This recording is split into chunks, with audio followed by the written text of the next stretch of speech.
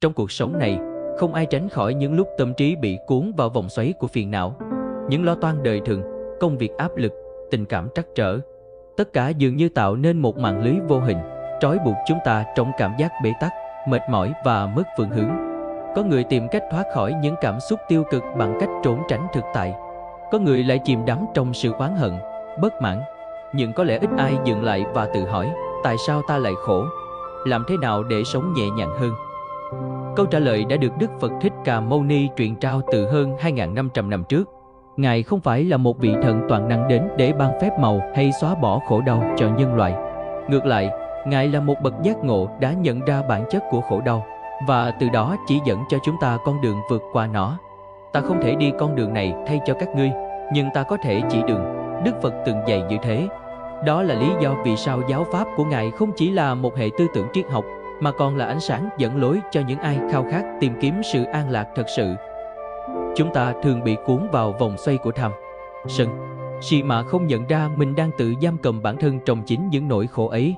Tham khiến ta không ngừng mong cầu, tích lũy, và khi không đạt được, ta sinh ra sân, sự bực dọc, oán hận khi mong muốn không được thỏa mãn. Và tất cả những điều đó đều bắt nguồn từ si, tức là sự vô minh, không hiểu rõ bản chất của đời sống. Như Đức Phật đã chỉ rõ, khổ đau là sự thật của cuộc đời, nhưng hiểu được khổ đau là khởi đầu của trí tuệ. Vậy, làm thế nào để hiểu khổ đau? Làm sao để đối diện với những bất như ý trong đời mà không để chúng nhấn chìm mình? Và quan trọng nhất, làm sao để giải thoát tâm hồn khỏi những gông cùm của phiền não? Bài giảng này sẽ cùng bạn khám phá câu trả lời qua từng bước nhỏ, từ việc nhận diện khổ đau, hiểu rõ nguyên nhân sâu xa của nó, đến việc học cách buông bỏ và thực hành tỉnh thức. Qua đó, bạn sẽ nhận ra rằng mỗi ngày, nếu biết lắng nghe lời Phật dạy, tâm bạn sẽ trở nên tĩnh lặng hơn, cảm xúc được kiểm soát tốt hơn, và cuộc đời dẫu nhiều gian truân cũng trở nên đáng sống hơn. Hãy bắt đầu từ những điều rất đơn giản. Khi buổi sáng bạn thức dậy, thay vì vội vã lao vào guồng quay công việc, hãy dành vài phút để thở thật chậm. Hãy cảm nhận hơi thở đi vào và đi ra. Nhận thức rằng bạn vẫn đang sống, rằng ánh mặt trời hôm nay vẫn dịu dàng như thế. Đức Phật từng nói, hơi thở là cây cầu nối giữa thân và tâm, là nơi trú ngụ của sự tỉnh thức. Từ hơi thở đó, bạn sẽ nhận ra rằng sự an lạc không nằm ở đâu xa, mà chính ở đây, ngay trong giây phút hiện tại. Đó cũng chính là tinh thần cốt lõi của giáo lý nhà Phật, trở về với chính mình để tìm thấy sự bình yên. Nhưng để hiểu rõ hơn về ý nghĩa sâu sắc này, chúng ta cần đi vào phân tích sâu hơn. Vì sao con người luôn cảm thấy bất an, khổ đau? Đâu là nguyên nhân gốc rễ khiến tâm ta không yên? Và làm sao để áp dụng lời Phật dạy vào từng bước nhỏ của đời sống thường nhật? Hãy để hành trình khám phá này giúp bạn mở cánh cửa của trí tuệ và từ bi. Bằng cách hiểu rõ hơn về bản thân, bạn sẽ không chỉ tìm thấy sự bình an trong chính mình, mà còn lan tỏa ánh sáng ấy đến những người xung quanh. Vì sao chúng ta dễ rơi vào khổ đau? Khi nhìn lại cuộc sống của mình, có bao giờ bạn tự hỏi, vì sao dường như khổ đau luôn bủa vây? Vì sao dù đã cố gắng rất nhiều, nhưng hạnh phúc vẫn cứ mơ hồ, xa vời? Những cảm giác bất an, những lần phiền não kéo dài dường như là một phần không thể tách rời khỏi đời sống con người. Dẫu chúng ta giàu có hay nghèo khổ, thành công hay thất bại, khổ đau vẫn hiện diện như một chiếc bóng dai dẳng. Đức Phật đã từng dạy rằng, khổ đau là một sự thật phổ quát của đời sống. Từ khi sinh ra, con người đã đối mặt với những điều bất như ý, khổ vì bệnh tật, khổ vì chia ly, khổ vì mất mát. Và khổ đau ấy không chỉ đến từ những biến cố lớn lao, mà còn từ những điều nhỏ nhặt trong cuộc sống hàng ngày.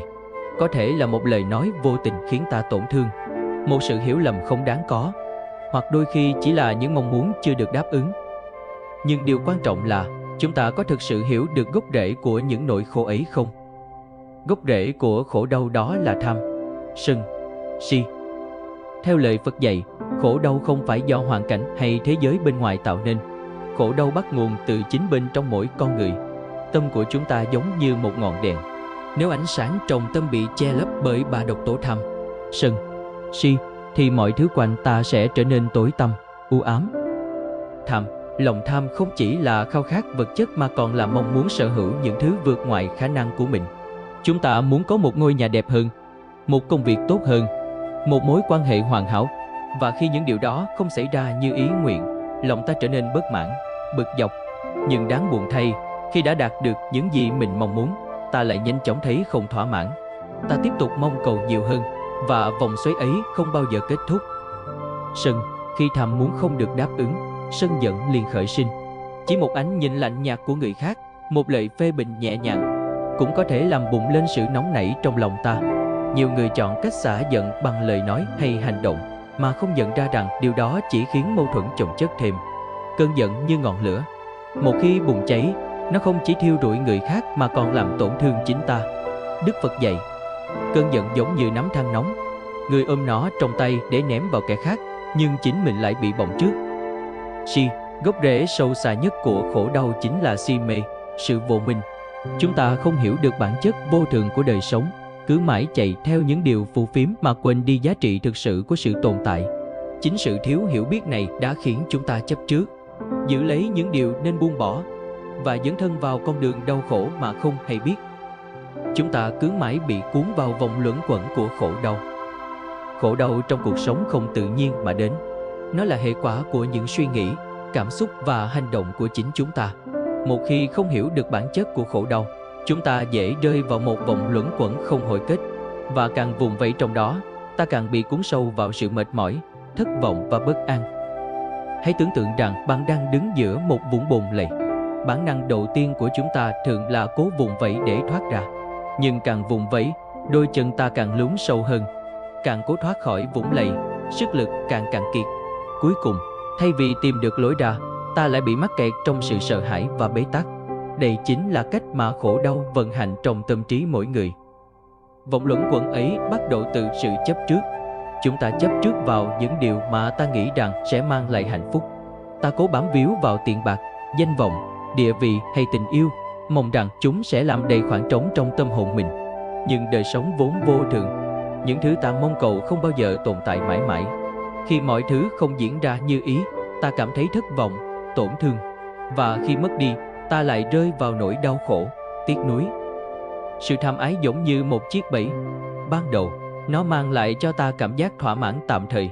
Nhưng càng thỏa mãn, ta càng khao khát thêm nữa. Giống như uống nước biển khi khát, càng uống lại càng khát. Đức Phật đã từng nói rằng, khát vọng là nguồn gốc của khổ đau. Như ngọn lửa được nuôi dưỡng bằng củi, tham ái càng lớn, ngọn lửa càng cháy bùng lên mãnh liệt. Không chỉ tham ái, mà sân giận cũng là một nhân tố làm ta mắc kẹt trong vòng luẩn quẩn của khổ đau. Khi ta tức giận, ta thường tìm cách đổ lỗi cho người khác hoặc hoàn cảnh bên ngoài. Nhưng chính lúc đó, ta đã trao quyền kiểm soát cảm xúc của mình cho những yếu tố bên ngoài ấy. Ví dụ, nếu ai đó xúc phạm bạn, thay vì giữ tâm bình thản, bạn lại nổi giận và phản ứng mạnh mẽ. Trong khoảnh khắc đó, bạn cảm thấy rằng sự nóng giận của mình là hợp lý.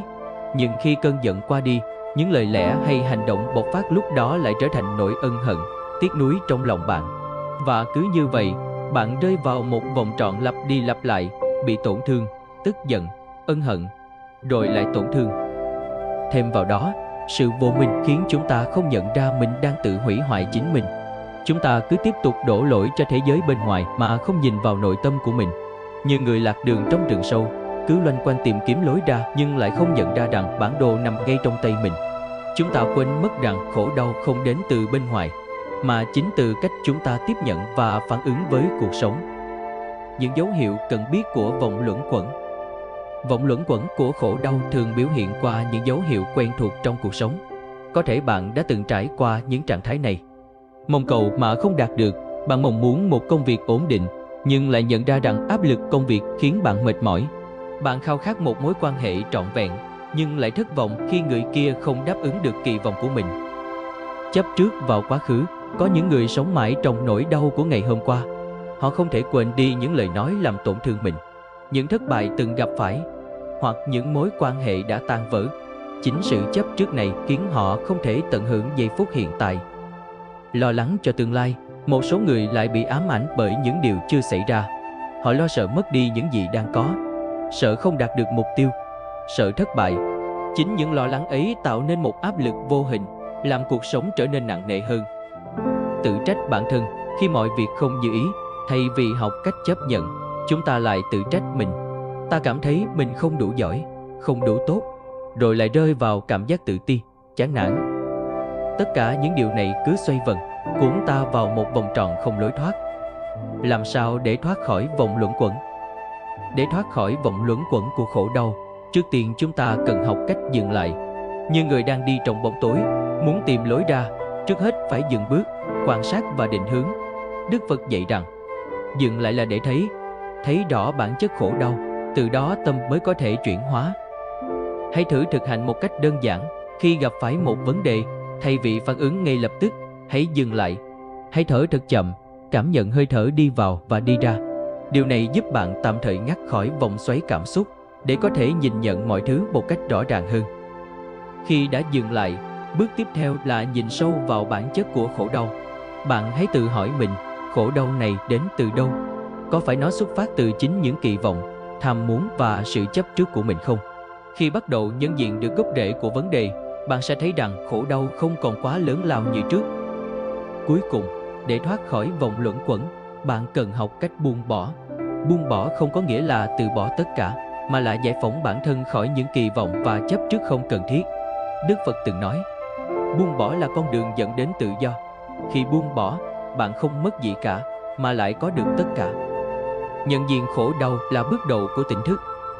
Để thoát khỏi vòng luẩn quẩn của khổ đau, bước đầu tiên không phải là trốn chạy hay tìm cách chống lại nó. Trái lại, điều đầu tiên ta cần làm là học cách nhận diện khổ đau. Hiểu được rằng khổ đau là một phần không thể tách rời của đời sống, và chính việc nhận diện ấy sẽ mở ra cánh cửa dẫn đến tỉnh thức. Đức Phật từng dạy, như người lữ hành mang một gánh nặng trên vai. Nếu biết dừng lại, quan sát và tháo gỡ từng chút, gánh nặng ấy sẽ không còn đè nén họ nữa. Khổ đau cũng vậy. Khi ta nhận ra nó, đối diện với nó, ta sẽ biết cách tháo gỡ nó từng bước một. Chúng ta thường có xu hướng phản kháng khi gặp phải khổ đau. Nếu ai đó làm ta tổn thương, ta muốn đáp trả. Nếu thất bại trong công việc, ta trách cứ bản thân hoặc hoàn cảnh. Nhưng sự phản kháng ấy chỉ khiến khổ đau kéo dài hơn. Giống như một vết thương, nếu ta không để nó tự lành mà cứ chạm vào, nó sẽ càng sâu và nhức nhối hơn. Nhận diện khổ đau không có nghĩa là chấp nhận khổ đau một cách thụ động. Đó là một sự tỉnh thức, là bước ngoặt giúp ta nhận ra bản chất thật của những nỗi đau mà mình đang gánh chịu. Khổ đau là gì? Trước khi có thể nhận diện khổ đau, ta cần hiểu rõ khổ đau thực sự là gì. Trong giáo lý tứ diệu đế, nền tảng quan trọng của Phật giáo, Đức Phật đã chỉ ra rằng khổ đau là sự thật phổ quát, không ai có thể tránh khỏi. Sinh, lão, bệnh, tử, chia ly, mất mát, thất vọng, tất cả đều là những biểu hiện của khổ. Tập đế, khổ đau có nguyên nhân. Nó không tự nhiên mà có, mà bắt nguồn từ những tham muốn, sân hận và vô minh trong chính tâm hồn chúng ta. Diệt đế, khổ đau có thể được chấm dứt. Bằng cách hiểu rõ nguyên nhân và thực hành buông bỏ, ta có thể đạt được sự giải thoát. Đạo đế, con đường dẫn đến sự chấm dứt khổ đau chính là bát chánh đạo, bao gồm các phương pháp sống tỉnh thức, chánh niệm và tu tập để chuyển hóa tâm trí. Khổ đau không phải là một hình phạt, nó là một dấu hiệu, một thông điệp. Chỉ khi ta lắng nghe và thấu hiểu thông điệp ấy, ta mới có thể giải thoát khỏi nó. Chúng ta nên đối diện với khổ đau, đừng trốn tránh. Khi khổ đau xuất hiện, bản năng của con người thường là chạy trốn hoặc đè nén nó. Chúng ta sợ đối diện với những cảm xúc tiêu cực vì nghĩ rằng chúng sẽ làm ta suy sụp hơn. Nhưng thực tế, chính sự trốn tránh lại khiến khổ đau đeo bám lâu hơn. Giống như một đám mây đen trên bầu trời, nếu bạn cứ cố gắng xua đuổi nó sẽ không tan. Nhưng nếu bạn ngồi xuống, lặng lẽ quan sát, bạn sẽ thấy rằng mây chỉ trôi qua, rồi bầu trời sẽ lại trong xanh. Khổ đau cũng vậy. Khi bạn dừng lại, chấp nhận sự hiện diện của nó, bạn sẽ nhận ra rằng nó chỉ là một phần của dòng chảy cuộc đời. Đức Phật từng kể một câu chuyện về người bị bắn trúng 2 mũi tên. Mũi tên đầu tiên là nỗi đau thể xác, và mũi tên thứ hai là nỗi đau tinh thần. Sự sợ hãi, giận dữ và trách móc phát sinh từ mũi tên đầu tiên. Phần lớn chúng ta không chỉ chịu đựng mũi tên thứ nhất, mà còn tự mình bắn thêm mũi tên thứ hai. Chúng ta để tâm trí lặp lại những suy nghĩ tiêu cực, để cảm xúc điều khiển mình, và khổ đau từ đó cứ kéo dài mãi. Nhận diện khổ đau chính là bước đầu để ngăn mình không tự bắn thêm mũi tên thứ hai. Nhìn sâu vào khổ đau để học cách thấu hiểu. Khi đã nhận diện được khổ đau, ta cần học cách nhìn sâu vào nó. Tự hỏi mình, khổ đau này đến từ đâu? Nguyên nhân nào đã tạo ra nó? Nó có thực sự lớn lao như ta nghĩ không? Ví dụ, Khi bạn cảm thấy tức giận vì một lời nói của người khác, hãy dừng lại và tự hỏi, cơn giận này có thực sự đến từ người kia không? Hay nó đến từ cách ta nhìn nhận lời nói ấy? Tại sao ta lại để những lời nói ấy có quyền kiểm soát tâm trí mình? Nhìn sâu vào khổ đau không phải để chỉ trích bản thân, mà để hiểu rõ rằng khổ đau không phải lúc nào cũng đến từ ngoại cảnh. Nó thường xuất phát từ cách chúng ta gắn kết cảm xúc và suy nghĩ vào sự việc. Đức Phật dạy rằng, khổ đau không phải là kẻ thù, khổ đau là thầy. Khi bạn nhìn sâu vào khổ đau, bạn sẽ thấy được con đường dẫn đến sự an lạc.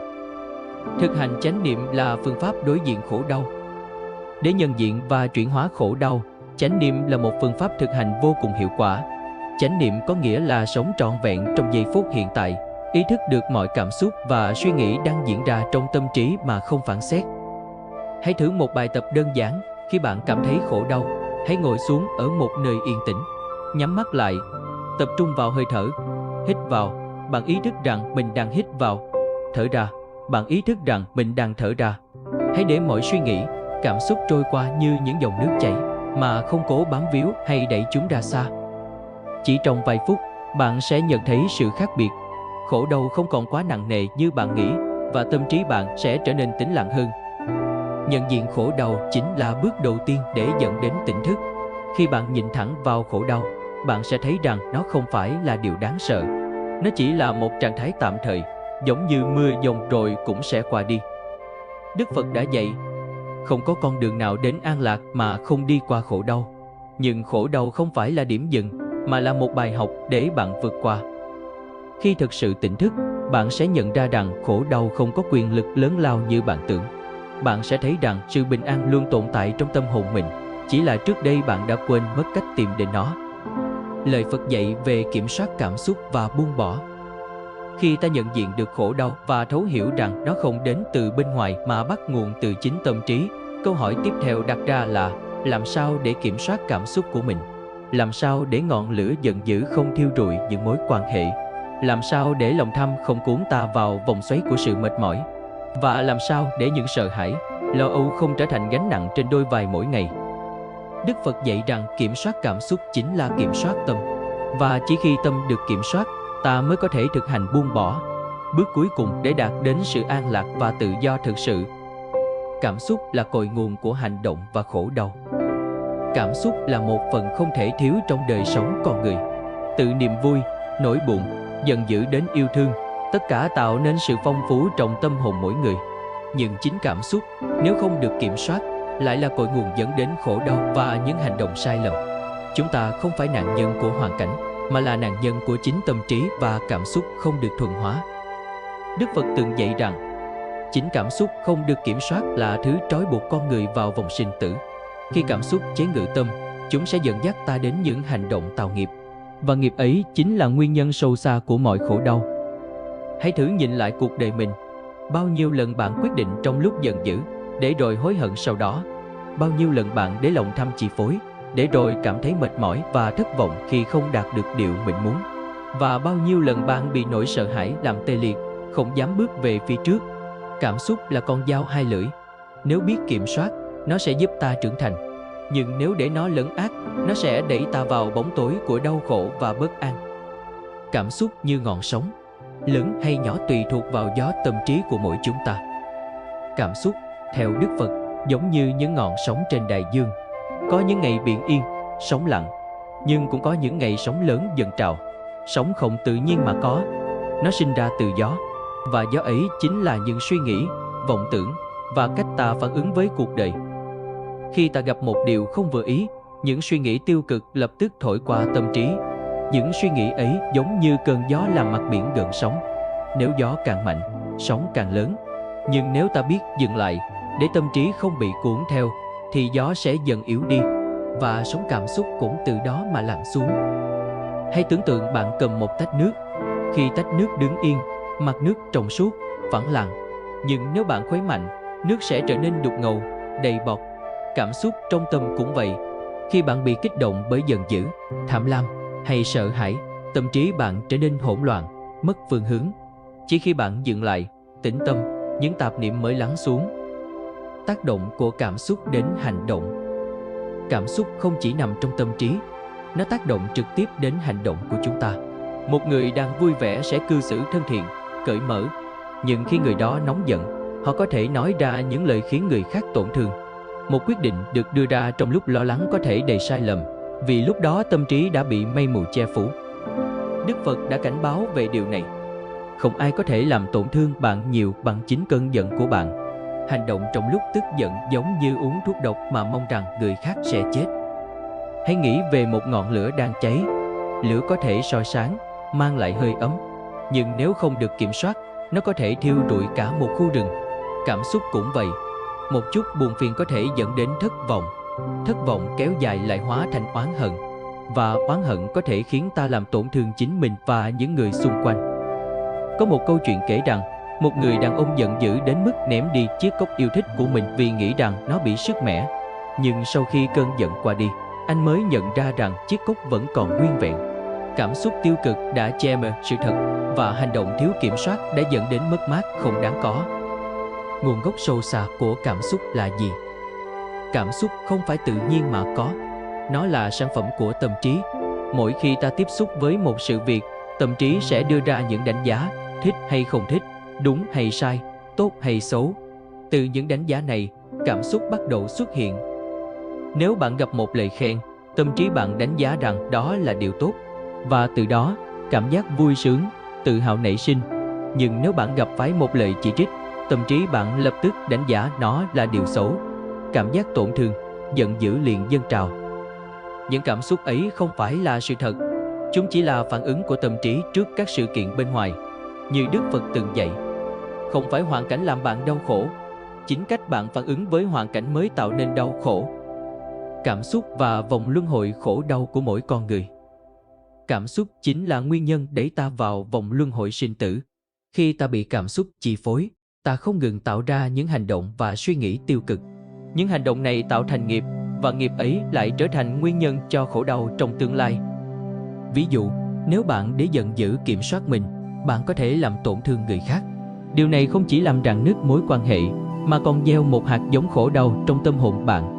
Hạt giống ấy sẽ nảy mầm, và bạn sẽ tiếp tục đối mặt với những hậu quả của nó trong tương lai. Đức Phật dạy rằng, mọi cảm xúc đều là vô thường, nhưng nếu bạn bám víu vào chúng, bạn sẽ bị chúng kéo xuống như một tảng đá chìm trong nước. Để thoát khỏi vòng luân hồi này, chúng ta cần học cách buông bỏ cảm xúc. Không phải là kìm nén hay trốn tránh, mà là nhìn thẳng vào chúng với sự tỉnh thức. Nhận ra rằng cảm xúc chỉ là một làn mây thoáng qua, không có gì đáng để giữ chặt hay chống đối. Kiểm soát cảm xúc không phải là áp đặt hay ép buộc mình phải vui vẻ, mà là học cách làm chủ tâm trí, để tâm không còn bị dao động bởi những cảm xúc nhất thời. Đức Phật dạy rằng, người làm chủ được tâm mình, không để nó bị cuốn theo cảm xúc, sẽ sống trong tự do và an lạc. Hãy bắt đầu từ những điều nhỏ nhặt. Khi cảm thấy giận dữ, hãy dừng lại, hít thở thật sâu. Khi lo lắng, hãy nhớ rằng mọi chuyện rồi sẽ qua. Từng bước một, bạn sẽ thấy rằng cảm xúc không còn là thứ kiểm soát bạn nữa. Ngược lại, bạn sẽ học được cách sống bình thản và nhẹ nhàng, dù cho cuộc đời có nhiều biến động. Mỗi người chúng ta nên bình tĩnh giữa những cơn bão cảm xúc. Cảm xúc trong tâm trí giống như những cơn bão, có khi nhẹ nhàng thoảng qua như cơn gió mát, nhưng cũng có khi cuồng nộ, dữ dội, cuốn theo tất cả những gì ta cố gắng gìn giữ. Khi những cơn bão cảm xúc nổi lên, nếu không biết cách bình tĩnh đối diện, ta dễ bị cuốn vào vòng xoáy hỗn loạn. Để rồi, khi cơn bão qua đi, ta nhìn lại chỉ thấy những đổ vỡ mà chính mình đã góp phần tạo nên. Đức Phật từng nói, giữ được bình tĩnh trong cơn giận là chiến thắng lớn nhất mà một người có thể đạt được trong đời. Nhưng làm thế nào để giữ được sự bình tĩnh ấy? Làm sao để trong những giây phút giận dữ hay buồn phiền, ta có thể dừng lại và nhìn mọi thứ với sự sáng suốt? Cần nhận diện cơn bão khổ đau trước khi nó bùng nổ. Cơn bão cảm xúc không đến một cách bất ngờ. Nó luôn có những dấu hiệu, những cơn sóng nhỏ ban đầu trước khi dâng lên thành cuồng phong. Khi ai đó nói những lời khiến bạn không hài lòng, bạn có thể cảm nhận được sự khó chịu đang len lỏi trong tâm trí. Bạn cảm thấy nhịp tim đập nhanh hơn, hơi thở trở nên nặng nề hơn. Và nếu không dừng lại, cảm xúc ấy sẽ dâng trào, biến thành cơn giận dữ không thể kiểm soát. Đức Phật dạy rằng, ngọn lửa nhỏ có thể bị dập tắt bằng một chén nước, nhưng nếu để ngọn lửa ấy lan rộng, cả khu rừng sẽ cháy rụi. Tương tự, Nếu bạn nhận diện được cảm xúc ngay từ khi nó mới khởi sinh, bạn sẽ dễ dàng kiểm soát nó. Nhưng nếu bạn để nó lớn dần, bạn sẽ trở thành nô lệ của chính cảm xúc ấy. Mỗi người chúng ta nên thực hành dừng lại, đó là sức mạnh của hơi thở. Mỗi khi cảm xúc tiêu cực bắt đầu xuất hiện, hãy dừng lại. Việc dừng lại không chỉ là một hành động, mà là một cách để bạn ngắt mạch cảm xúc, đưa tâm trí trở về với hiện tại. Và một trong những phương pháp đơn giản nhất để làm điều này chính là quay về với hơi thở. Hơi thở là nhịp cầu nối giữa cơ thể và tâm trí. Khi tâm bạn loạn động, hơi thở cũng trở nên gấp gáp, nặng nề. Nhưng khi bạn chú ý đến hơi thở, mọi thứ sẽ dần dịu lại. Hãy thử hít vào thật chậm, đếm đến 3. Sau đó thở ra thật dài, đếm đến 5. Trong giây phút ấy, bạn không cần nghĩ ngợi gì, chỉ tập trung vào từng hơi thở. Như Đức Phật đã dạy, khi bạn làm chủ được hơi thở, bạn làm chủ được tâm trí mình. Và khi làm chủ được tâm trí, bạn sẽ không còn bị cảm xúc điều khiển. Thực hành hơi thở không phải là một cách trốn tránh cảm xúc. Nó giúp bạn tạo ra một khoảng cách cần thiết để nhìn rõ cảm xúc của mình, thay vì bị chúng lấn át. Im lặng là lựa chọn mạnh mẽ nhất. Khi đối diện với cơn bão cảm xúc, chúng ta thường có xu hướng phản ứng ngay lập tức. Nhưng chính phản ứng vội vàng ấy lại đổ thêm dầu vào lửa, làm mọi thứ trở nên tồi tệ hơn. Đức Phật dạy rằng, trong cơn giận, không lời nói nào là sáng suốt, không hành động nào là đúng đắn. Im lặng trong cơn giận là cách thể hiện sức mạnh nội tâm lớn nhất. Im lặng không phải là sự yếu đuối hay đầu hàng. Im lặng là một sự lựa chọn đầy sức mạnh, thể hiện rằng bạn có thể kiểm soát được chính mình. Khi ai đó làm bạn tổn thương bằng lời nói, thay vì đáp trả ngay, hãy thử im lặng. Hãy để những lời nói ấy trôi qua như gió thoảng, không để chúng chạm vào tâm hồn bạn. Giống như mặt hồ vắng lặng không phản ứng với hòn đá ném xuống, bạn sẽ giữ được sự bình yên trong tâm trí mình. Một trong những cách mạnh mẽ nhất để giữ bình tĩnh trước cảm xúc là thực hành lòng từ bi. Khi ai đó làm bạn tổn thương, thay vì nhìn họ như kẻ thù, hãy nhìn họ như một người đang chịu khổ đau. Đức Phật từng nói rằng, người làm tổn thương người khác là người đang tổn thương chính mình. Khi hiểu được điều đó, bạn sẽ không còn giận họ, mà chỉ muốn giúp họ vượt qua nỗi đau ấy. Hãy thử tự hỏi, vì sao người kia lại tức giận với bạn? Có phải họ đang chịu áp lực trong cuộc sống? Có phải họ đang tổn thương vì điều gì đó mà bạn không biết? Khi bạn bắt đầu nhìn mọi thứ qua lăng kính của lòng từ bi, cảm xúc tiêu cực trong bạn sẽ tan biến. Thay vì phản ứng, bạn sẽ muốn lắng nghe, cảm thông và giúp họ giải tỏa. Câu chuyện về Đức Phật khi đối diện với những lời phỉ báng là một minh chứng tuyệt vời cho sự bình tĩnh giữa cơn bão cảm xúc. Một ngày, có người đến xúc phạm Ngài, nói những lời cay nghiệt, nhưng Đức Phật vẫn ngồi yên, không hề đáp trả. Người kia ngạc nhiên hỏi, sao Ngài không tức giận? Tôi đã xúc phạm Ngài cơ mà. Đức Phật chỉ mỉm cười và đáp, nếu một người mang tặng ta một món quà, nhưng ta không nhận, món quà ấy sẽ thuộc về ai? Người kia trả lời, thuộc về người mang nó đi. Đức Phật nói tiếp, vậy cũng giống như thế, những lời xúc phạm mà ngươi mang đến, ta không nhận, chúng vẫn thuộc về ngươi. Câu chuyện này dạy ta rằng, cảm xúc tiêu cực không thể ảnh hưởng đến ta nếu ta không cho phép. Khi ta giữ được bình thản, mọi lời nói và hành động từ người khác sẽ không còn quyền lực để làm tổn thương ta nữa. Giữ bình tĩnh giữa những cơn bão cảm xúc không phải là điều dễ dàng, nhưng đó là kỹ năng mà ai cũng có thể rèn luyện. Mỗi lần bạn giữ được sự bình tĩnh, bạn đang xây dựng một nền tảng vững chắc hơn cho tâm trí mình. Đức Phật dạy, người có thể bình tĩnh giữa những khó khăn chính là người có sức mạnh lớn nhất.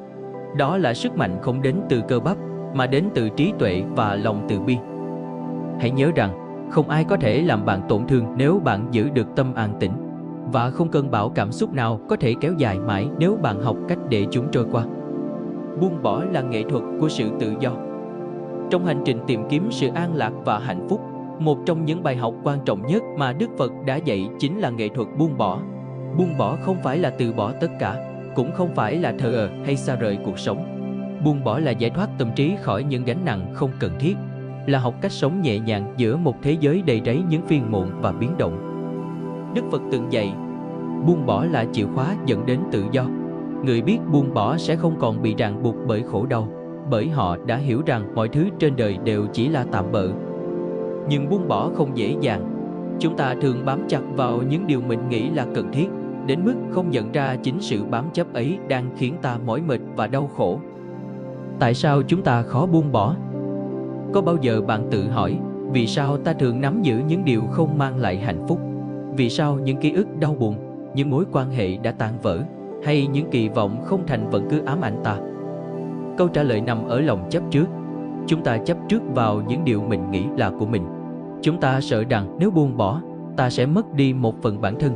Nhưng sự thật là, những thứ mà ta bám chặt, dù là vật chất, tình cảm hay danh vọng, đều chỉ là những thứ tạm thời. Chúng đến rồi đi như những đợt sóng trên bãi biển. Chúng không bao giờ thuộc về ta mãi mãi. Đức Phật đã dùng hình ảnh một bàn tay nắm chặt để minh họa cho sự chấp trước. Khi bạn nắm chặt một vật gì đó, bàn tay sẽ cảm thấy căng cứng và đau đớn. Nhưng khi bạn thả lỏng, cảm giác nhẹ nhàng sẽ lan tỏa. Tâm trí cũng như thế. Càng bám chặt, bạn càng đau khổ. Chỉ khi biết buông bỏ, bạn mới có thể cảm nhận được sự tự do thật sự. Buông bỏ không phải là mất mát. Nhiều người nghĩ rằng buông bỏ đồng nghĩa với mất mát. Nhưng thực tế, buông bỏ không phải là từ bỏ những điều tốt đẹp, mà là từ bỏ những điều đang làm tổn thương bạn. Hãy tưởng tượng bạn đang mang một chiếc ba lô nặng trĩu trên lưng. Chiếc ba lô ấy chứa đầy những giận dữ, những kỳ vọng không thành, những nỗi sợ hãi về tương lai. Bạn cứ tiếp tục mang nó đi qua từng ngày, từng tháng. Nhưng nếu một ngày bạn dừng lại, mở chiếc ba lô ấy ra và bỏ bớt những thứ không cần thiết, bạn sẽ cảm thấy nhẹ nhàng hơn rất nhiều. Buông bỏ chính là như thế. Đức Phật từng dạy, không ai có thể đổ đầy một chiếc ly đá đầy. Chỉ khi bạn chịu buông bỏ, tâm bạn mới đủ chỗ để đón nhận những điều tốt đẹp hơn. Hãy thử nhìn lại cuộc sống của mình. Có những điều mà bạn đã bám víu suốt nhiều năm, nhưng chúng thực sự mang lại điều gì? Chúng có làm bạn hạnh phúc hơn, hay chỉ khiến bạn thêm lo lắng, bất an? Nếu câu trả lời là bất an, có lẽ đã đến lúc bạn cần buông bỏ. Buông bỏ để sống trọn vẹn. Khi bạn buông bỏ, bạn không đánh mất điều gì. Ngược lại, bạn sẽ cảm nhận được sự tự do trong tâm hồn. Sự tự do ấy không đến từ việc có ít đi, mà từ việc không còn bị ràng buộc bởi những thứ không cần thiết. Có một câu chuyện trong Phật giáo kể về một người lữ hành. Người ấy mang theo một chiếc túi lớn, chứa đầy những hạt giống mà anh ta đã thu thập trên đường. Ban đầu, anh ta nghĩ rằng những hạt giống ấy là tài sản quý giá và chúng sẽ mang lại cho anh sự giàu có. Nhưng càng đi xa, chiếc túi càng nặng, khiến anh không thể bước tiếp. Đến một ngày, anh quyết định bỏ lại tất cả. Và chỉ khi ấy, anh mới cảm nhận được sự nhẹ nhàng và niềm vui thật sự. Câu chuyện này cho ta thấy rằng, đôi khi, chính những thứ ta nghĩ là quan trọng lại trở thành gánh nặng. Và chỉ khi buông bỏ, ta mới có thể tiến xa hơn trên con đường đời. Làm thế nào để thực hành buông bỏ? Buông bỏ không phải là điều xảy ra trong một khoảnh khắc. Đó là một quá trình, một sự rèn luyện tâm trí để không bị ràng buộc bởi những thứ vô thường. Dưới đây là một số bước đơn giản để bắt đầu. Nhìn thẳng vào sự thật, hãy tự hỏi mình, điều gì đang làm bạn đau khổ? Đó có thể là một mối quan hệ, một kỳ vọng hay một nỗi sợ hãi. Nhận diện rõ vấn đề là bước đầu tiên để buông bỏ. Chấp nhận sự vô thường, mọi thứ trong cuộc đời đều thay đổi. Hạnh phúc cũng đến rồi đi, giống như khổ đau. Khi bạn hiểu rằng không có gì là mãi mãi, bạn sẽ dễ dàng chấp nhận và buông bỏ hơn. Thực hành lòng từ bi. Khi bạn cảm thấy khó buông bỏ một người hay một điều gì đó, hãy thực hành lòng từ bi. Hãy tự nhủ rằng bạn đang làm điều này không chỉ vì chính mình, mà còn vì những người khác. Một tâm hồn tự do sẽ mang lại hạnh phúc cho tất cả những người xung quanh. Sống trong hiện tại. Buông bỏ không có nghĩa là từ bỏ mọi thứ, mà là từ bỏ những bám chấp vào quá khứ và tương lai, để sống trọn vẹn trong hiện tại. Đức Phật dạy, quá khứ đã qua, tương lai chưa đến. Hãy sống với những gì đang có, vì đó là tất cả những gì bạn thực sự sở hữu. Khi bạn học được cách buông bỏ, bạn sẽ nhận ra rằng khổ đau không đến từ những gì bạn mất đi, mà từ những gì bạn cố gắng nắm giữ.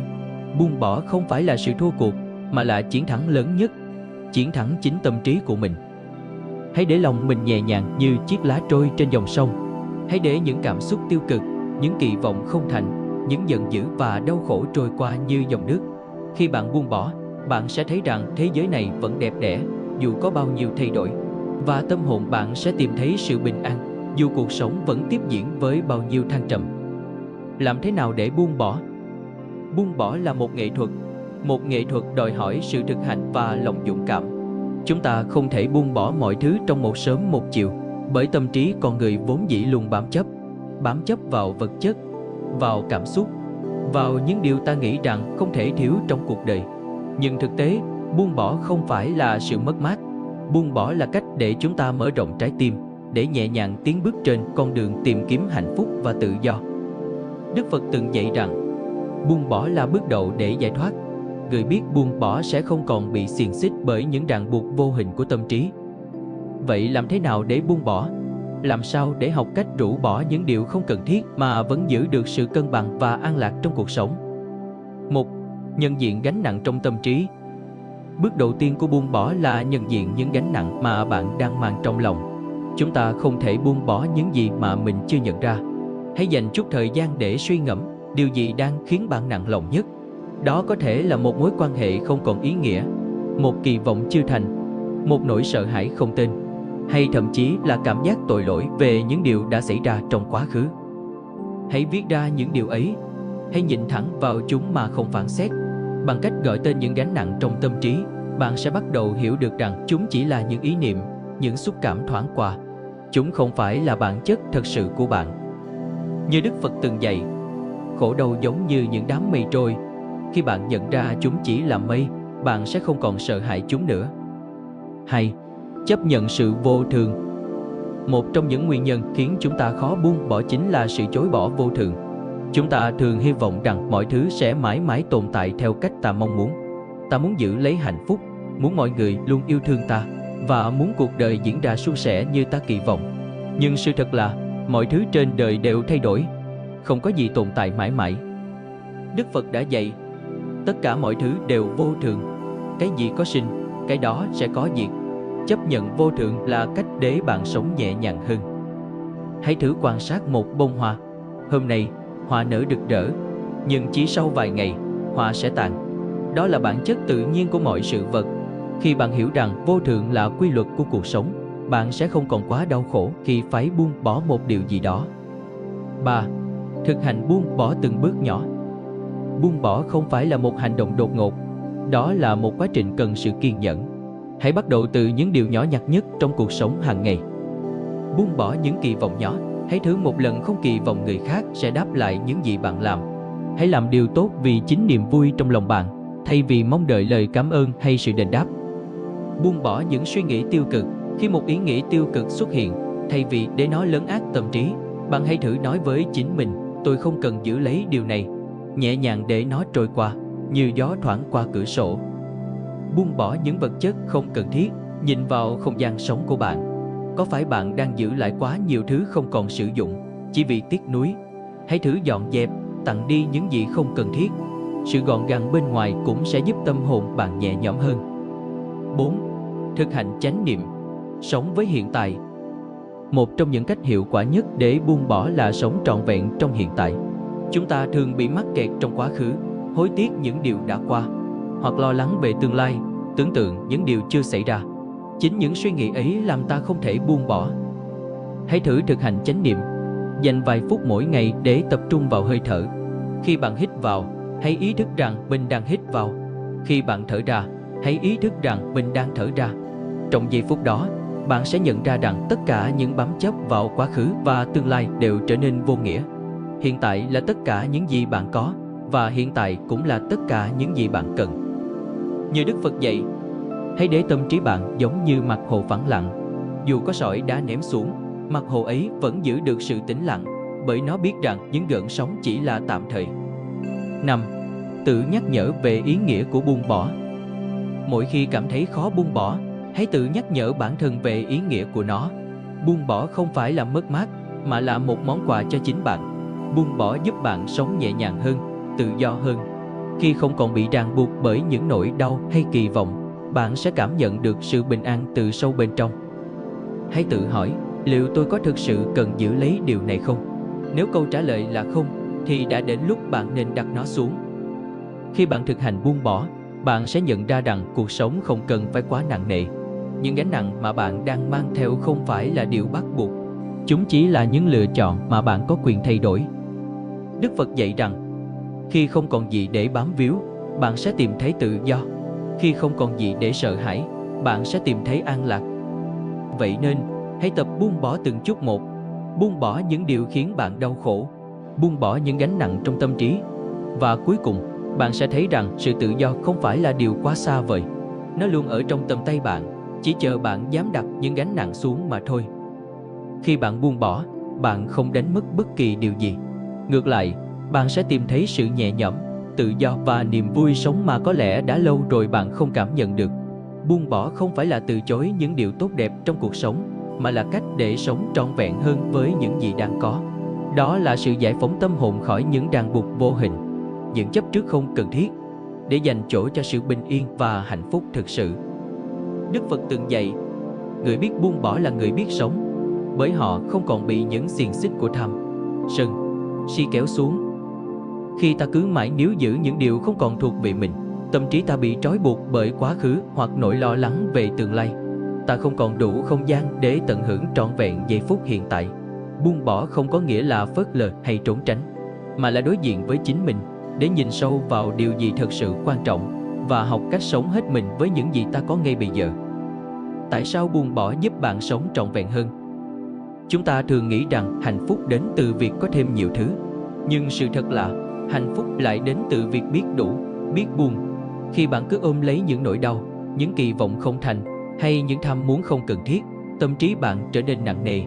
Những điều ấy không chỉ khiến bạn mệt mỏi, mà còn làm bạn bỏ lỡ những khoảnh khắc đẹp đẽ trong cuộc sống hiện tại. Hãy tưởng tượng bạn đang cầm một tách trà nóng. Nếu bạn cứ nắm chặt tách trà ấy, bàn tay bạn sẽ bị bỏng. Nhưng nếu bạn nhẹ nhàng đặt tách trà xuống, bạn sẽ cảm nhận được sự dễ chịu. Buông bỏ cũng như thế. Chỉ khi bạn dám đặt xuống những gì không cần thiết, bạn mới có thể mở lòng để đón nhận những điều mới mẻ. Đức Phật đã từng kể một câu chuyện về hai nhà sư đi qua một con sông. Trên đường, họ gặp một người phụ nữ cần được giúp đỡ để qua sông. Một nhà sư đã bế cô qua và đặt cô xuống bờ bên kia. Nhưng suốt đoạn đường sau đó, nhà sư còn lại cứ mãi suy nghĩ, trách cứ người bạn đồng hành vì đã chạm vào người phụ nữ, điều mà một vị tu sĩ không nên làm. Cuối cùng, nhà sư đã giúp đỡ người phụ nữ nói, tôi đã đặt cô ấy xuống từ lâu. Còn anh, tại sao vẫn đang mang cô ấy trong tâm trí mình? Câu chuyện này cho thấy rằng, chúng ta không chỉ bị gánh nặng bởi những gì xảy ra bên ngoài, mà còn bởi những gì ta giữ trong lòng. Những chấp trước ấy ngăn cản ta sống trọn vẹn với hiện tại, bởi tâm trí ta luôn bị chi phối bởi quá khứ hoặc lo lắng cho tương lai. Buông bỏ để thấy rõ giá trị của hiện tại. Khi ta buông bỏ những điều không cần thiết, ta bắt đầu nhận ra vẻ đẹp của những gì đang có. Có bao giờ bạn dành thời gian để nhìn kỹ một bông hoa, để lắng nghe tiếng chim hót, hay cảm nhận làn gió nhẹ thổi qua khuôn mặt mình? Thường thì không, bởi tâm trí ta đang bị cuốn vào những nỗi lo lắng, những tiếc nuối hoặc mong cầu. Buông bỏ không chỉ là một hành động, mà còn là một thái độ sống. Khi bạn không còn bị ràng buộc bởi những điều vô nghĩa, bạn sẽ bắt đầu nhận ra rằng cuộc sống thực sự rất giản dị và đẹp đẽ. Đức Phật từng nói, khi tâm bạn tĩnh lặng, thế giới xung quanh sẽ trở nên rõ ràng hơn. Mọi thứ bạn cần để hạnh phúc đều đã có sẵn. Chỉ cần buông bỏ, bạn sẽ thấy rằng hạnh phúc không đến từ những điều xa vời. Nó nằm trong những khoảnh khắc rất đổi bình thường mà bạn đã từng bỏ lỡ. Buông bỏ không phải là từ bỏ trách nhiệm. Có nhiều người sợ buông bỏ vì nghĩ rằng đó là sự từ bỏ trách nhiệm. Nhưng thực tế, buông bỏ không có nghĩa là trốn tránh hay phớt lờ cuộc đời. Buông bỏ là học cách nhìn nhận mọi thứ một cách đúng đắn, để phân biệt giữa những điều ta cần làm và những điều ta không cần bận tâm quá nhiều. Hãy thử nghĩ xem, bạn có đang dành quá nhiều năng lượng để lo lắng cho những điều nằm ngoài tầm kiểm soát? Bạn có đang để tâm trí mình bị chi phối bởi những đánh giá của người khác? Hay bạn đang gồng mình để chạy theo những tiêu chuẩn mà xã hội áp đặt, dù chúng không thực sự mang lại hạnh phúc cho bạn? Khi bạn buông bỏ, bạn không từ chối trách nhiệm, mà là tập trung vào những gì thực sự quan trọng. Bạn sẽ có thêm năng lượng để làm tốt những điều ý nghĩa, thay vì lãng phí thời gian và tâm trí vào những thứ không đáng. Buông bỏ còn là cách để bạn yêu thương một cách trọn vẹn hơn. Khi bạn buông bỏ sự ích kỷ, bạn sẽ không còn mong cầu rằng người khác phải yêu thương bạn theo cách bạn muốn. Thay vào đó, bạn sẽ học cách yêu thương vô điều kiện và chấp nhận mọi người như chính họ là. Đức Phật từng nói, tình yêu thương chỉ thực sự tự do khi không còn chấp trước. Khi bạn yêu mà không mong cầu, bạn sẽ nhận ra rằng tình yêu ấy mới thật sự trong sáng và sâu sắc. Buông bỏ cũng là cách để bạn tha thứ. Khi bạn buông bỏ oán hận, bạn sẽ không còn cảm thấy nặng nề bởi những tổn thương trong quá khứ. Tha thứ không phải là điều dễ dàng, nhưng khi bạn thực sự buông bỏ, bạn sẽ cảm nhận được sự nhẹ nhàng lan tỏa từ trái tim mình. Hạnh phúc không phải là có thêm thật nhiều, mà là biết cách trân trọng những gì đang có. Và buông bỏ chính là con đường để bạn tìm thấy hạnh phúc ấy. Hãy nhìn vào cuộc đời mình. Có những điều bạn đang bám víu mà không hề nhận ra rằng chúng đang khiến bạn đau khổ. Hãy thử buông bỏ một chút, rồi bạn sẽ thấy những điều thật sự quan trọng sẽ tự ở lại, và những điều không còn cần thiết sẽ tự tan biến. Khi bạn buông bỏ, bạn không mất đi gì cả. Bạn chỉ để lại những điều không cần thiết để sống trọn vẹn hơn với hiện tại. Đó chính là nghệ thuật sống mà Đức Phật đã dạy. Một nghệ thuật giúp bạn tìm thấy sự tự do, bình an và hạnh phúc trong từng hơi thở, từng bước chân. Tỉnh thức là chìa khóa để sống bình an. Giữa những ồn ào và xô bồ của cuộc sống hiện đại, có lẽ ai trong chúng ta cũng đã từng cảm thấy mất phương hướng.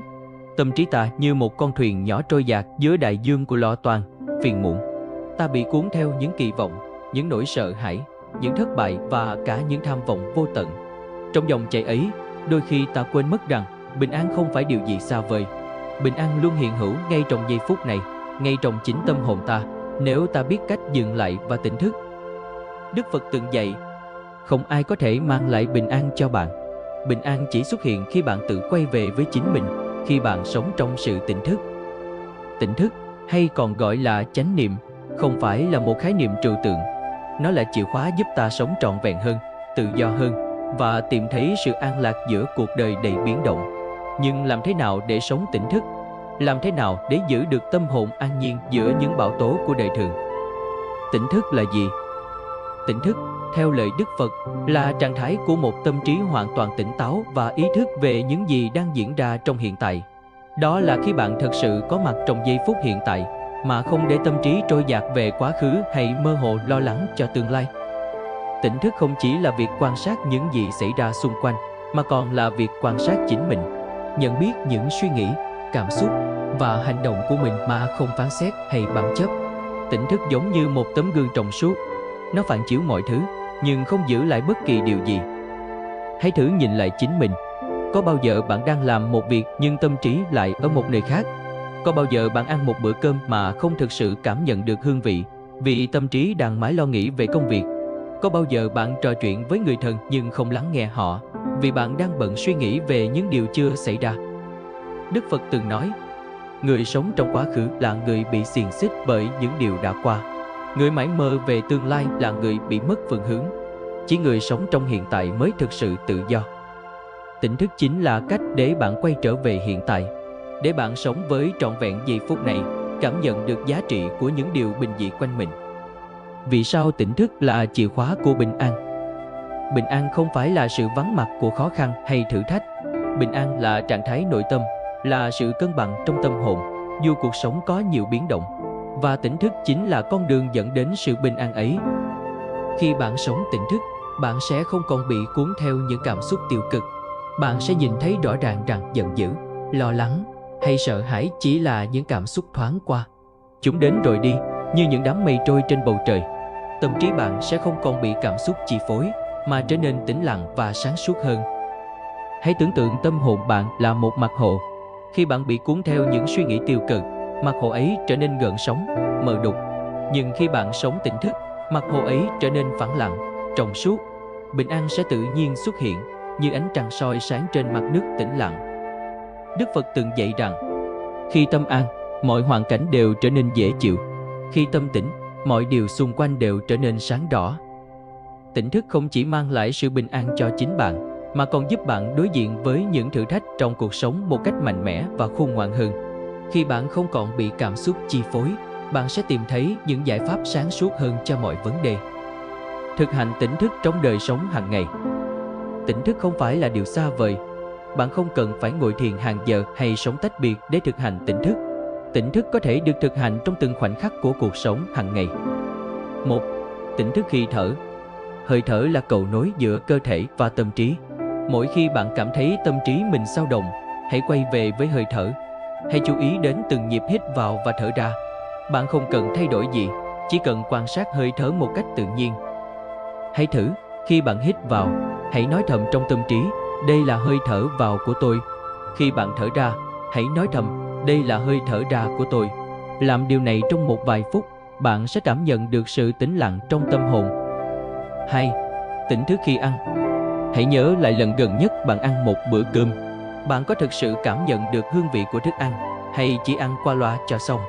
Thực hành tỉnh thức khi ăn bằng cách chú ý đến từng miếng thức ăn, cảm nhận mùi vị, kết cấu và hương thơm của nó. Điều này không chỉ giúp bạn thưởng thức trọn vẹn bữa ăn, mà còn giúp bạn trân trọng những gì mình đang có. 3. Tỉnh thức khi làm việc. Khi làm việc, hãy tập trung hoàn toàn vào công việc bạn đang làm. Đừng để tâm trí bị sao nhãng bởi những suy nghĩ khác. Hãy dành trọn vẹn sự chú ý cho từng việc bạn làm, dù đó chỉ là những việc nhỏ nhặt như gõ bàn phím, viết email hay quét dọn. 4. Tỉnh thức trong giao tiếp. Khi trò chuyện với người khác, hãy lắng nghe một cách sâu sắc.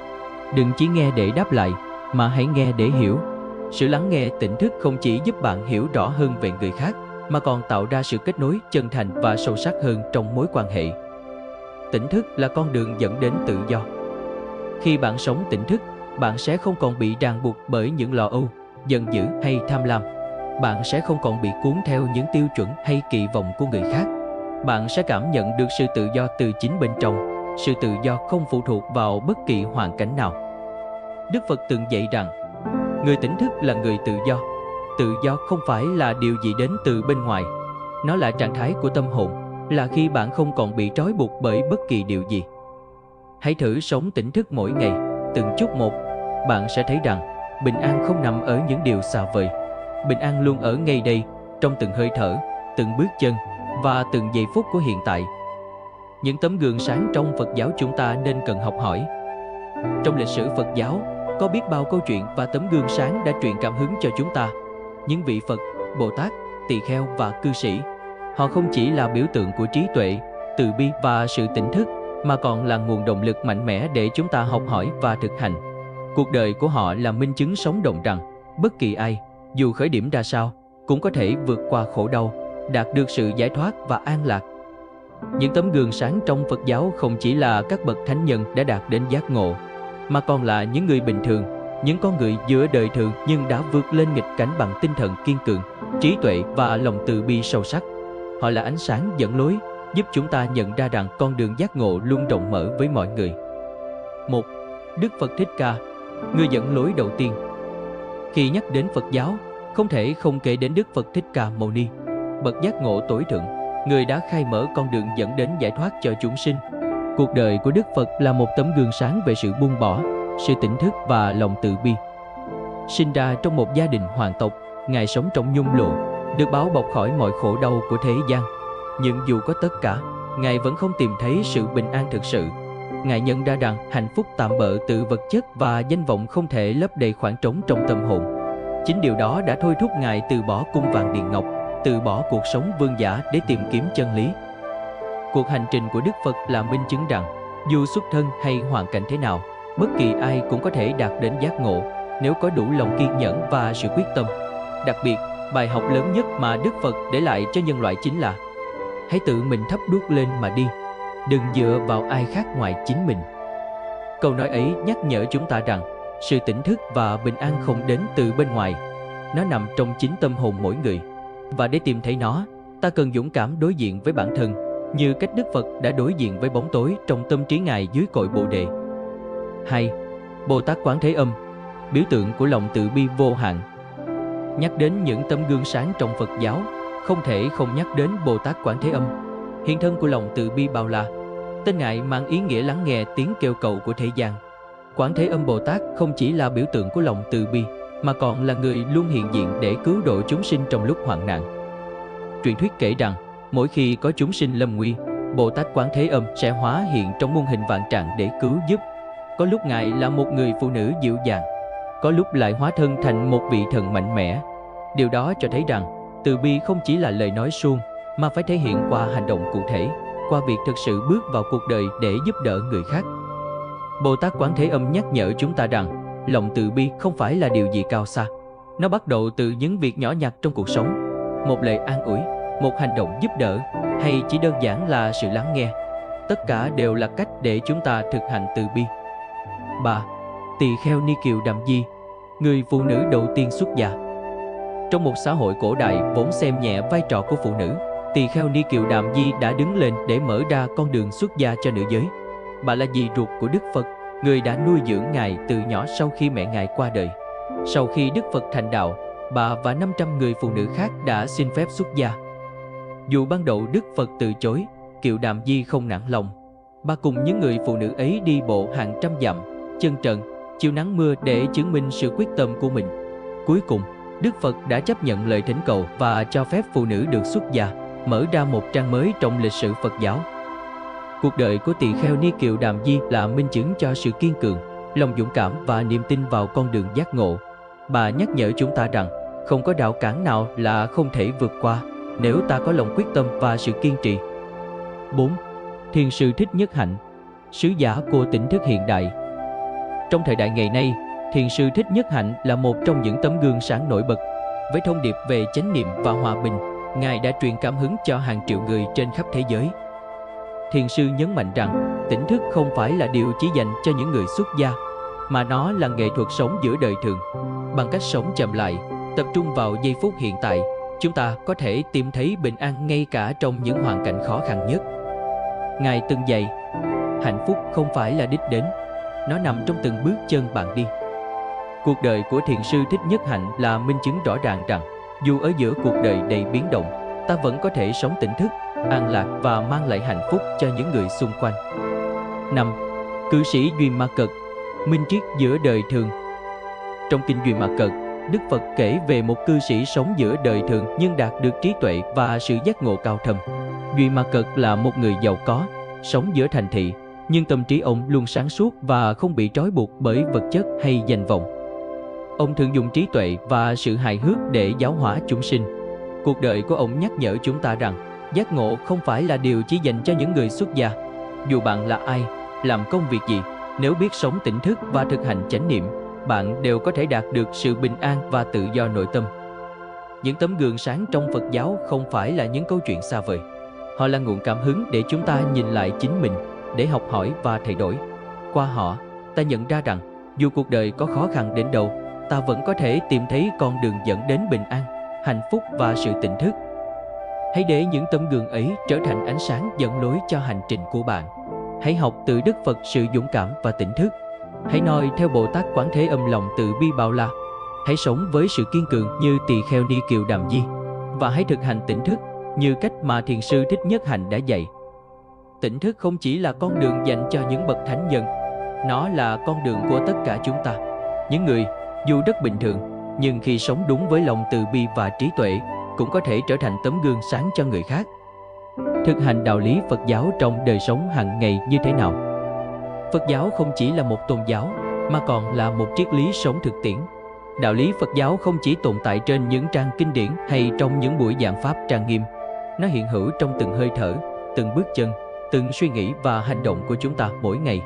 Đó là con đường thực hành, giúp ta sống an lạc giữa đời thường, dù cuộc sống có bao nhiêu biến động hay khó khăn.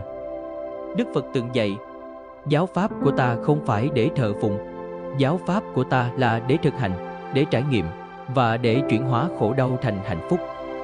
Vậy làm thế nào để áp dụng những lời dạy ấy vào cuộc sống hàng ngày? Làm thế nào để từng suy nghĩ, từng lời nói, từng hành động đều thấm nhuần trí tuệ và từ bi? 1. Sống với chánh niệm. Hãy quay về hiện tại. Một trong những bài học cốt lõi của Phật giáo chính là chánh niệm. Chánh niệm không phải là điều gì cao xa. Nó đơn giản là sự ý thức trọn vẹn về những gì đang diễn ra trong giây phút hiện tại. Là khi bạn thực sự lắng nghe chính mình, cảm nhận được sự sống trong từng hơi thở, từng nhịp đập của con tim. Chúng ta thường bị cuốn theo vòng xoáy của suy nghĩ. Quá khứ đã qua, nhưng ta cứ mãi hối tiếc. Tương lai chưa đến, nhưng ta lại không ngừng lo lắng. Những điều này khiến tâm trí ta luôn ở trạng thái bất an, không thể cảm nhận được vẻ đẹp của hiện tại. Hãy thử một lần sống chậm lại, dành ra vài phút mỗi ngày chỉ để thở, chỉ để cảm nhận giây phút hiện tại mà không suy nghĩ về bất kỳ điều gì khác. Bạn sẽ thấy tâm trí dần trở nên nhẹ nhàng hơn và mọi phiền muộn dường như tan biến. Đức Phật từng nói, quá khứ đã qua, tương lai chưa đến. Chỉ có giây phút hiện tại là thật sự tồn tại. Hãy sống với trọn vẹn hiện tại, vì đó là chìa khóa của hạnh phúc. Hãy thực hành chánh niệm trong những việc nhỏ nhất. Khi bạn ăn, Hãy thực sự cảm nhận mùi vị của thức ăn. Khi bạn đi, hãy cảm nhận bước chân mình chạm đất. Khi bạn trò chuyện, hãy lắng nghe một cách sâu sắc mà không để tâm trí mình lang thang nơi khác. 2. Thực hành lòng từ bi, đem yêu thương vào đời sống.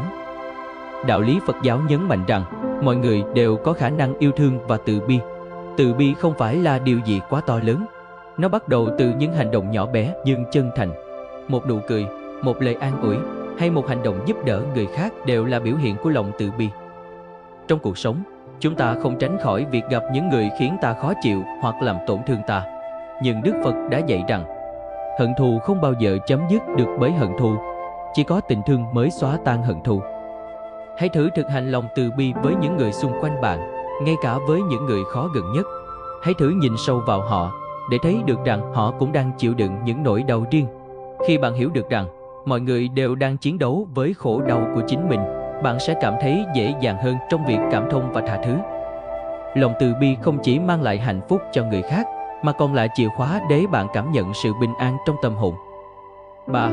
Thực hành buông bỏ, sống nhẹ nhàng hơn. Buông bỏ không chỉ là một bài học, mà còn là một thực hành cần thiết trong đời sống hàng ngày. Chúng ta thường bị trói buộc bởi những kỳ vọng, những tham muốn và cả những đau khổ đã qua. Nhưng Đức Phật dạy rằng, chỉ khi buông bỏ, ta mới thực sự tìm thấy tự do. Hãy thử buông bỏ những điều nhỏ nhặt mỗi ngày. Ví dụ, khi bạn gặp một chuyện không vừa ý, thay vì bực bội hoặc trách móc, hãy hít thở sâu và để mọi thứ trôi qua. Khi bạn thất vọng về một người, hãy nhớ rằng ai cũng có lúc sai lầm, và hãy buông bỏ sự oán giận ấy. Buông bỏ không có nghĩa là từ bỏ mọi thứ, mà là từ bỏ những điều làm ta đau khổ, để sống trọn vẹn hơn với những gì thực sự quan trọng. 4. Sống với lòng biết ơn, trân trọng những điều mình đang có. Một trong những cách thực hành đạo lý Phật giáo hiệu quả nhất là sống với lòng biết ơn. Hãy dành thời gian để nhìn lại và cảm nhận những điều tốt đẹp trong cuộc sống. Chúng ta thường quên đi rằng, chỉ cần được sống, được hít thở, được nhìn thấy ánh sáng mặt trời mỗi ngày đã là một điều kỳ diệu. Có biết bao người không còn cơ hội để làm những điều đơn giản ấy. Hãy thực hành lòng biết ơn bằng cách chú ý đến những điều nhỏ nhặt. Hãy cảm ơn bữa cơm bạn được ăn. Cảm ơn người thân đã luôn ở bên bạn. Cảm ơn chính bản thân mình vì đã cố gắng vượt qua mọi khó khăn. Lòng biết ơn giúp bạn cảm nhận được giá trị của những gì mình đang có, thay vì mãi chạy theo những thứ chưa đạt được. Và khi tâm hồn bạn tràn đầy biết ơn, bạn sẽ thấy rằng hạnh phúc không phải là điều gì xa xôi. 5. Truyền cảm hứng cho người khác, lan tỏa đạo lý Phật giáo. Thực hành đạo lý Phật giáo không chỉ dừng lại ở việc thay đổi bản thân, mà còn là cách bạn lan tỏa những giá trị tốt đẹp đến người khác. Hãy để lời nói và hành động của bạn trở thành nguồn cảm hứng, giúp người khác nhận ra vẻ đẹp của lòng từ bi, sự tỉnh thức và hạnh phúc chân thật. Hãy bắt đầu từ những việc nhỏ, đơn giản như một lời động viên khi ai đó gặp khó khăn, một hành động sẻ chia khi ai đó cần giúp đỡ, hay chỉ là sự lắng nghe chân thành khi ai đó cần một người thấu hiểu. Đức Phật từng nói, hãy là một ngọn đèn, chiếu sáng cho chính mình và cho người khác. Khi bạn sống với đạo lý Phật giáo, bạn không chỉ mang lại sự thay đổi cho riêng mình, bạn còn là ánh sáng dẫn lối cho những người xung quanh, giúp họ tìm thấy sự an lạc giữa cuộc sống bộn bề. Thực hành đạo lý Phật giáo không phải là điều gì phức tạp hay xa vời. Nó bắt đầu từ những việc nhỏ nhặt trong đời sống hàng ngày, từ cách bạn đối xử với bản thân, với những người xung quanh và với thế giới này. Hãy nhớ rằng, Phật giáo không phải là một con đường để rời xa cuộc đời, mà là con đường để sống giữa cuộc đời, nhưng với một tâm hồn an nhiên và sáng suốt. Hãy bắt đầu ngay từ bây giờ. Bắt đầu bằng cách sống với chánh niệm, thực hành lòng từ bi, buông bỏ những điều không cần thiết và trân trọng từng giây phút hiện tại. Khi bạn thực hành đạo lý Phật giáo trong từng khoảnh khắc, cuộc sống của bạn sẽ tự nhiên trở nên nhẹ nhàng, bình an và hạnh phúc hơn. Trong cuộc hành trình tìm kiếm bình an và hạnh phúc, mỗi người chúng ta đều phải đối mặt với những khó khăn, thử thách và khổ đau. Nhưng qua những lời dạy của Đức Phật, chúng ta học được rằng mọi sự chuyển hóa đều bắt đầu từ chính tâm trí mình. Chúng ta không cần tìm kiếm sự giải thoát ở đâu xa. Bình an và hạnh phúc luôn hiện hữu trong từng giây phút hiện tại, nếu ta biết sống tỉnh thức, thực hành lòng từ bi và buông bỏ những gánh nặng không cần thiết. Từ câu chuyện cuộc đời của Đức Phật Thích Ca Mâu Ni, từ sự từ bi của Bồ Tát Quán Thế Âm, từ lòng kiên trì của tỳ kheo Ni Kiều Đàm Di, và từ những tấm gương sáng khác trong Phật giáo, Chúng ta nhận ra rằng con đường tỉnh thức luôn rộng mở cho mọi người, không phân biệt giàu nghèo, giới tính hay địa vị. Quan trọng là mỗi người cần tự mình bước đi trên con đường ấy, không ai khác có thể đi thay bạn. Hãy để những lời dạy của Đức Phật trở thành ngọn đèn soi sáng hành trình đời bạn. Chúng ta đã cùng nhau khám phá những bài học về kiểm soát cảm xúc, về nghệ thuật buông bỏ và về cách thực hành đạo lý Phật giáo trong đời sống hàng ngày. Những bài học này không chỉ giúp chúng ta đối mặt với những khổ đau và phiền não, mà còn giúp chúng ta xây dựng một cuộc sống ý nghĩa, an lạc và tràn đầy yêu thương. Hãy nhớ rằng, mỗi hành động, mỗi suy nghĩ của bạn đều có sức mạnh để thay đổi cuộc sống. Mỗi hơi thở chánh niệm, mỗi lời nói từ bi, mỗi hành động hướng thiện đều là một bước tiến gần hơn đến hạnh phúc và sự giác ngộ. Nếu những bài học và chia sẻ từ kênh Tuệ Tâm Huyền Nhiệm đã mang lại cho bạn sự bình an hay nguồn cảm hứng nào đó, hãy cùng lan tỏa những giá trị này đến nhiều người hơn nữa. Hãy nhấn like để ủng hộ kênh, chia sẻ video đến bạn bè và người thân của bạn, để chúng ta cùng nhau tạo nên một cộng đồng đầy tình thương và trí tuệ. Đừng quên subscribe, đăng ký kênh Tuệ Tâm Huyền Nhiệm để không bỏ lỡ những bài giảng sâu sắc và ý nghĩa tiếp theo. Mỗi lần bạn nhấn nút đăng ký, bạn không chỉ giúp kênh phát triển mà còn góp phần lan tỏa ánh sáng của Phật Pháp đến khắp mọi nơi. Cuộc sống là một hành trình dài. Dù bạn đang ở đâu, đang trải qua điều gì, hãy luôn nhớ rằng mọi điều trong đời đều có ý nghĩa của nó. Khổ đau, nếu được nhìn nhận bằng sự tỉnh thức, sẽ trở thành cơ hội để bạn trưởng thành. Những thất bại và vấp ngã, nếu biết buông bỏ, sẽ trở thành động lực để bạn đứng lên và bước tiếp. Hãy sống một cách chánh niệm, trân trọng từng khoảnh khắc và lan tỏa yêu thương đến những người xung quanh. Đức Phật từng nói, hãy là ánh sáng cho chính mình và cho cả thế giới. Chúc bạn luôn tìm thấy bình an trong tâm hồn và niềm hạnh phúc trên con đường tỉnh thức. Đừng quên rằng Tuệ Tâm Huyền Nhiệm sẽ luôn đồng hành cùng bạn trên hành trình này. Hẹn gặp lại bạn ở những video tiếp theo. Nam Mô Bổn Sư Thích Ca Mâu Ni Phật.